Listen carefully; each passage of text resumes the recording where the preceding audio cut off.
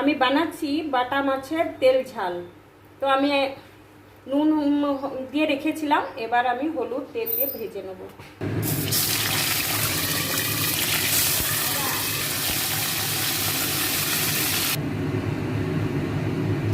মাছটা আমার ভাজা হয়ে গেছে, আমি তুলেও নিয়েছি। টমেটো দিয়ে দিচ্ছি,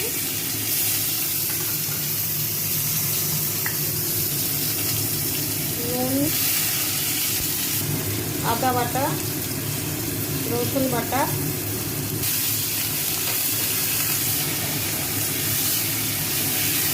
টমেটোটা গলে গেছে, আদা রসুনটাও কষা হয়ে গেছে। আমি অল্প লঙ্কার গুঁড়ো দিচ্ছি, গুঁড়ো পেঁয়াজ বাটা দেবো 3 চামচ,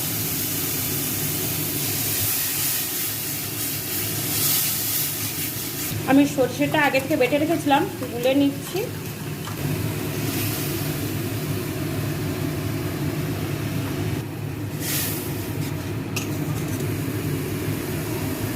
চারখানা কাঁচা লঙ্কা দিচ্ছি,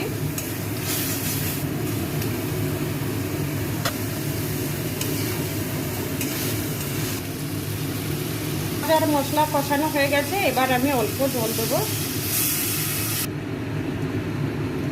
উপর দিয়ে বেশি তেল দেবো না, সর্ষের তেল দিচ্ছি অল্প, দিয়ে 2 মিনিট ঢাকনা দিয়ে দেবো।